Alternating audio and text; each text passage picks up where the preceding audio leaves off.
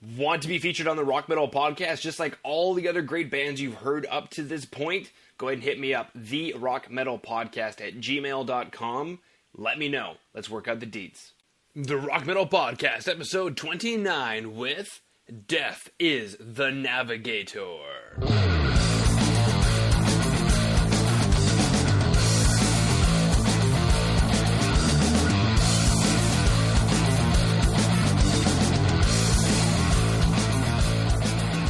Okay, Rock Metal Nation, I've got on the line today Death Is The Navigator, a progressive metal band from Southampton, and I am super stoked to have them on today. I am joined by Rick, Max, Chloe.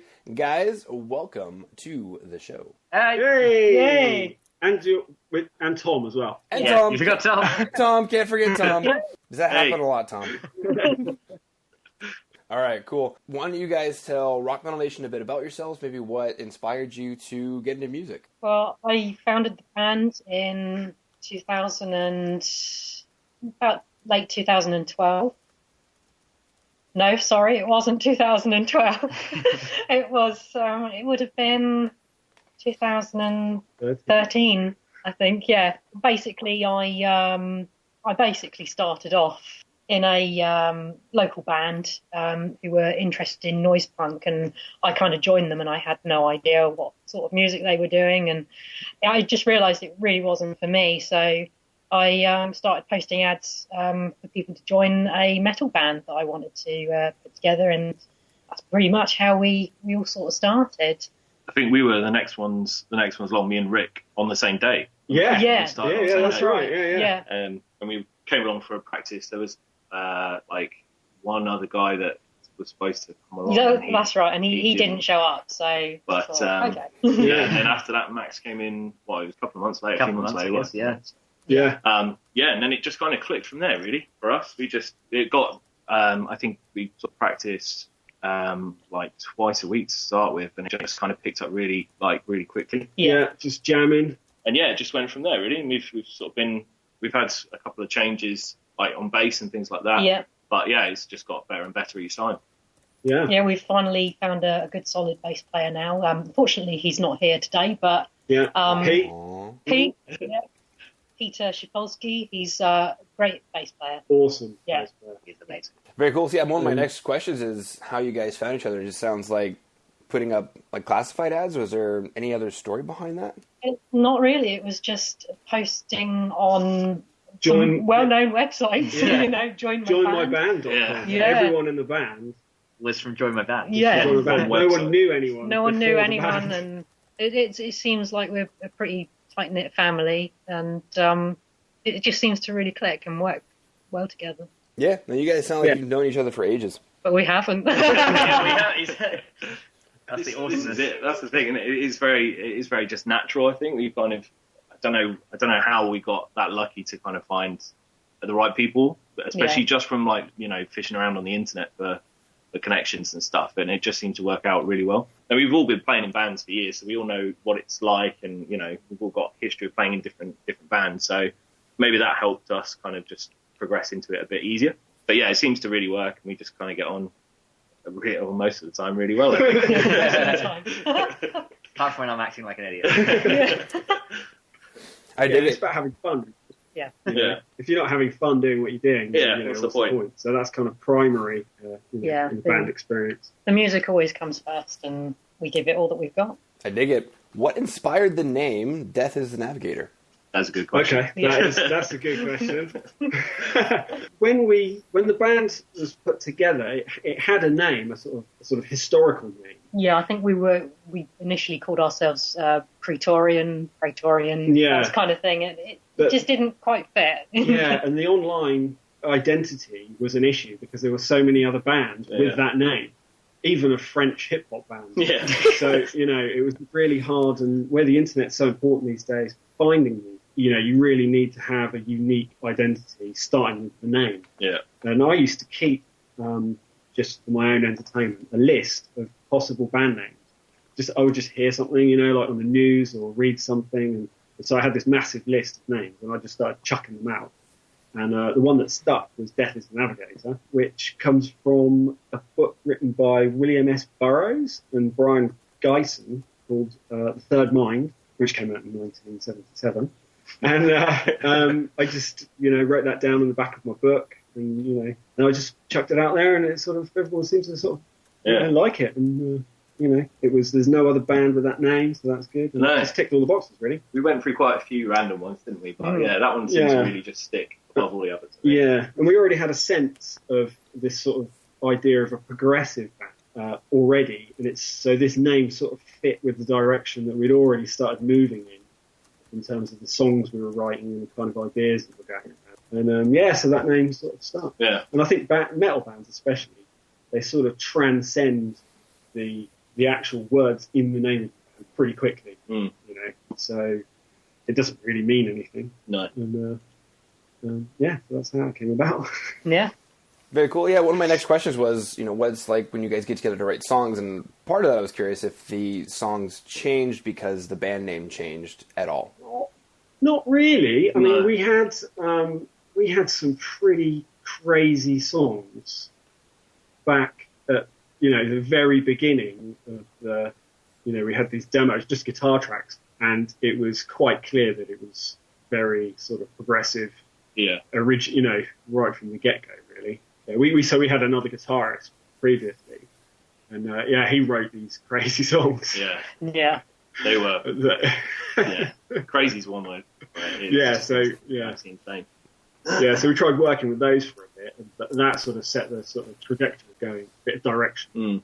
We've been quite fortunate though, because the songs they've progressed organically, and it's never really made any difference with regards to what our name and our ethos of musically where we wanted to go anyway. So even though the songs, I would say, have changed quite a bit since we first kind of began working on them, they still work and they still apply to the band and what we're about. So and the name still fits with that kind of direction.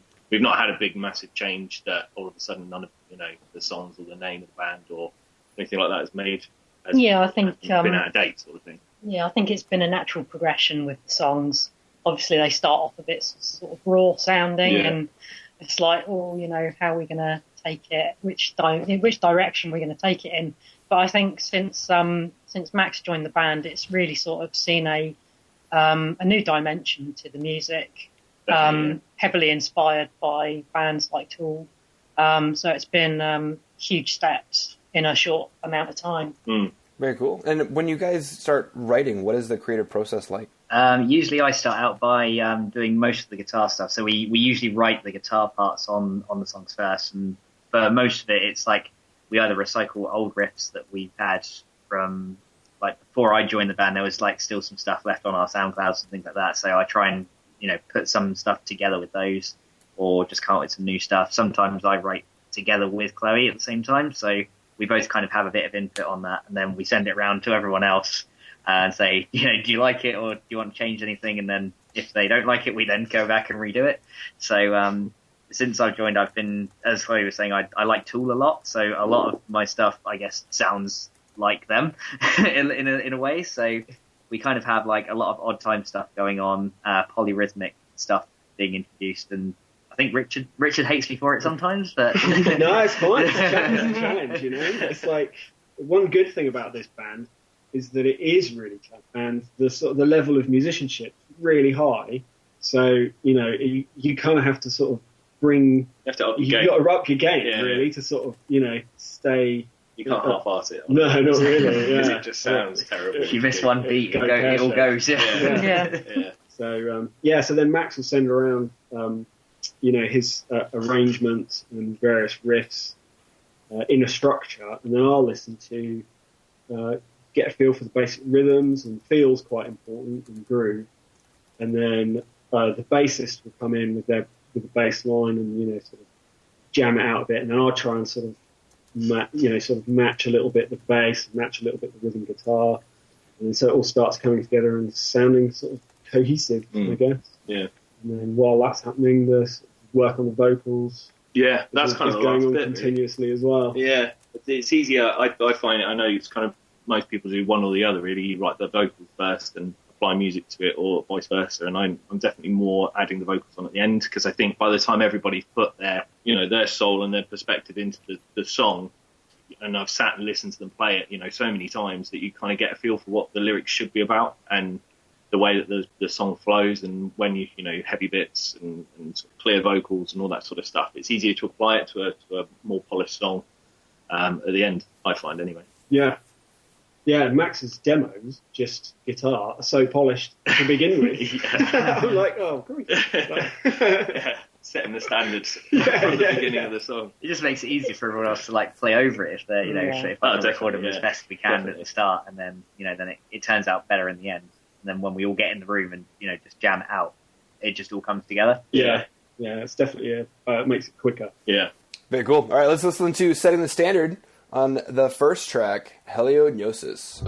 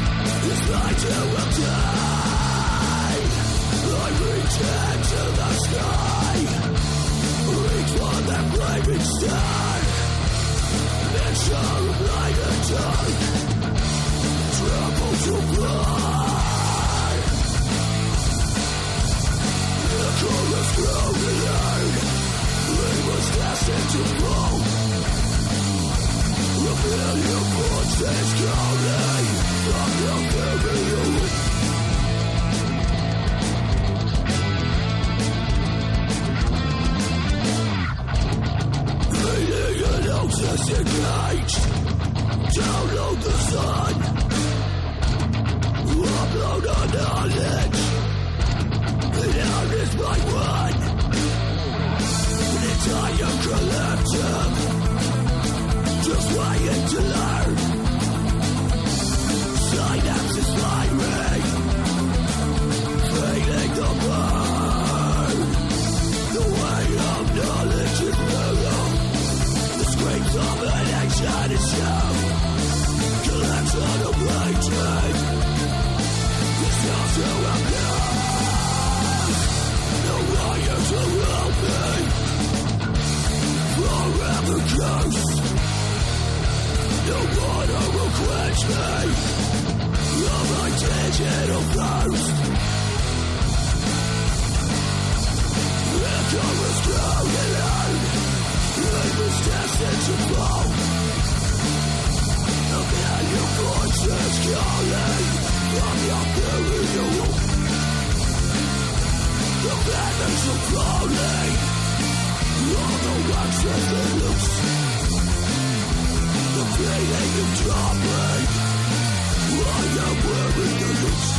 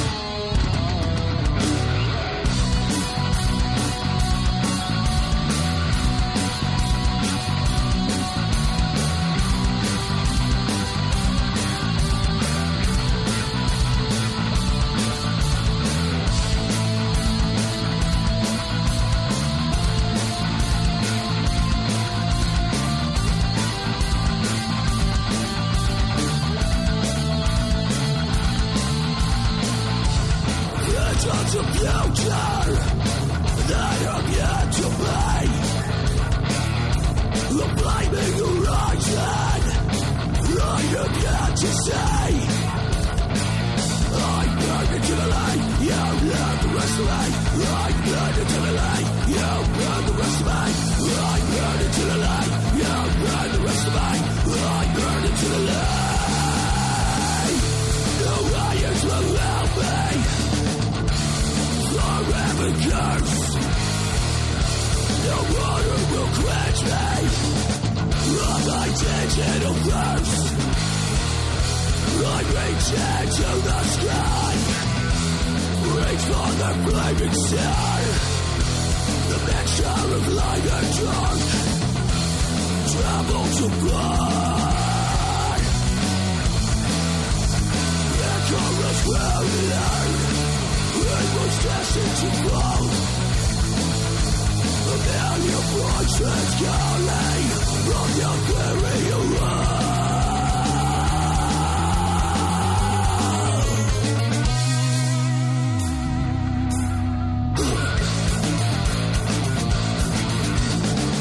All right, guys, coming back from Heliognosis, what is the story or inspiration behind that track?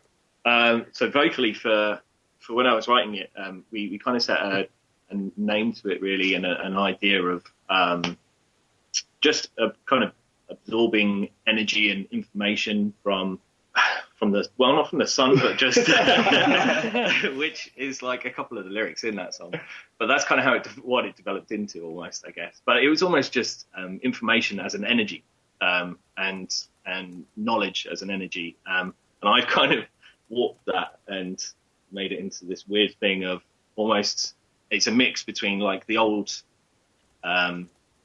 sort of praising and believing in the sun as a god almost, but at the same time in a modern digital feel. So there's a lot about downloading and uploading and all this, and like digital thirst and all this sort of stuff. So it's mixed kind of in with mythology. Yeah, it's a mix of the modern and the sort of old lyrically. But I mean, it's one of those, I think, again, that I found really easy to write to because the song just was so sort of finished and polished, and just fun to write to, I think, more than anything.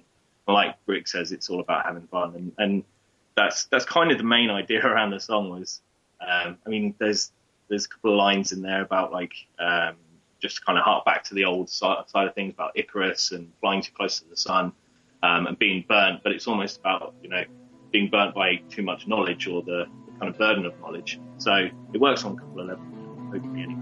Very cool. I dig it. Let's go ahead and listen to the next track, Paralysis.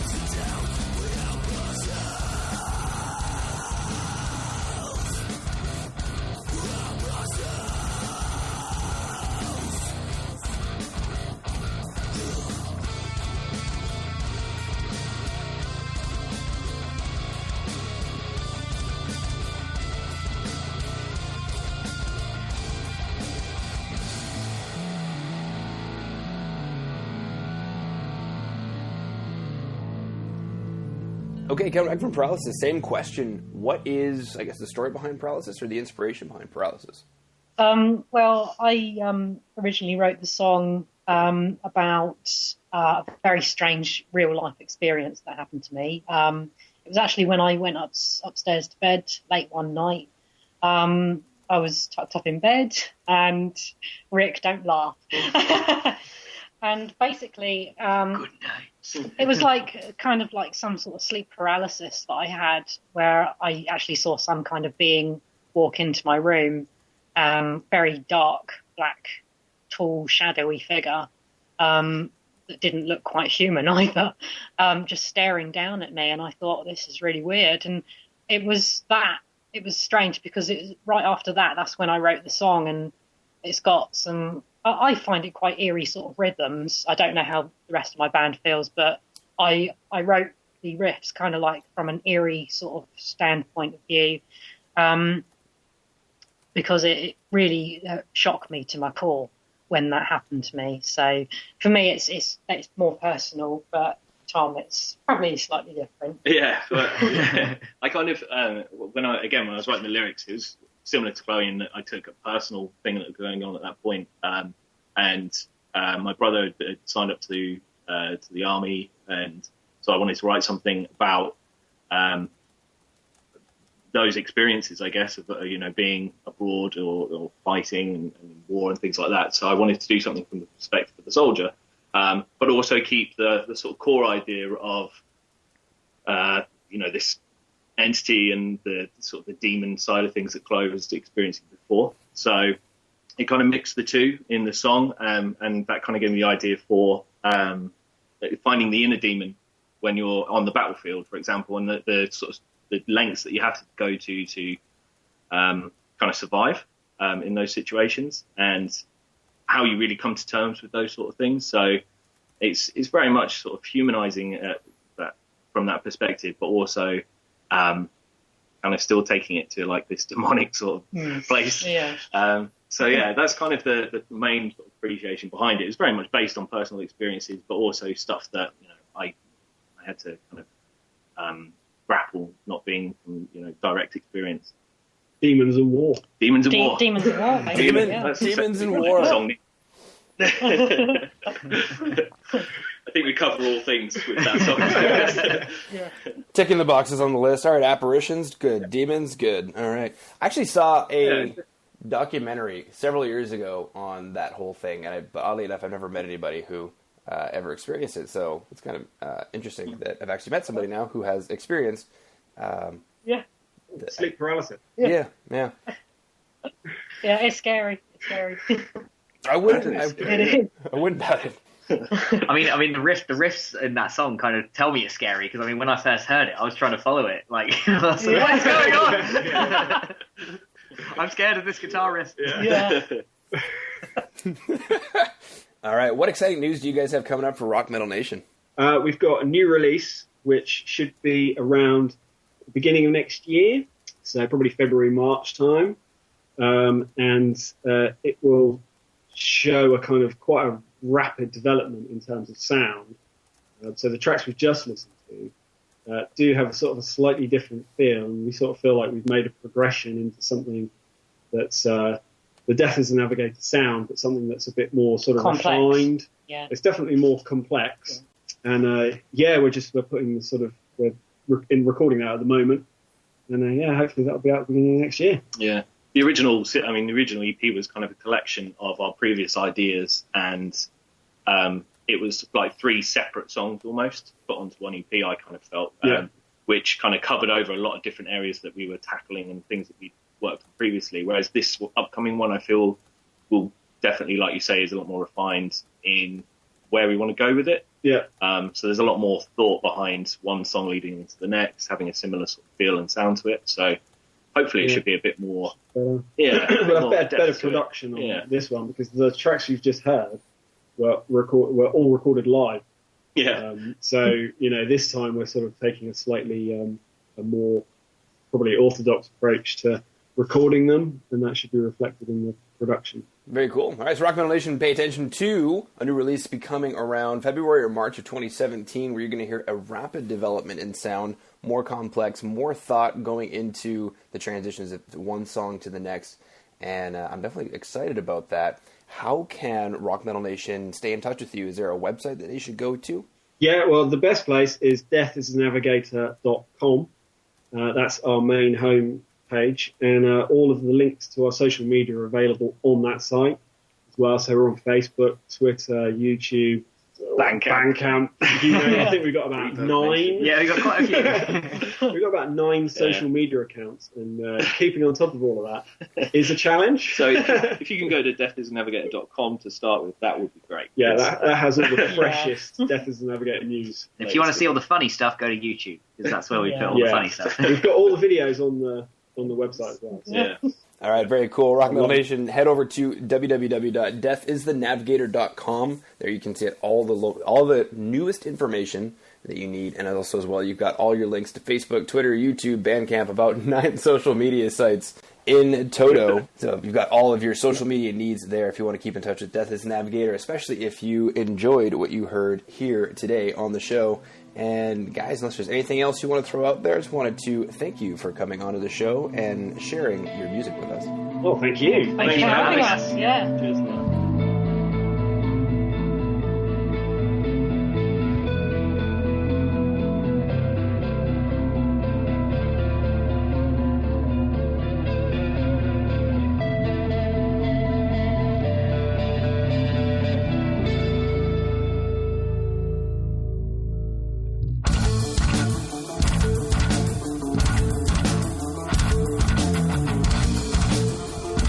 Rock Metal Nation, hopefully you just found your new favorite band in Death Is The Navigator.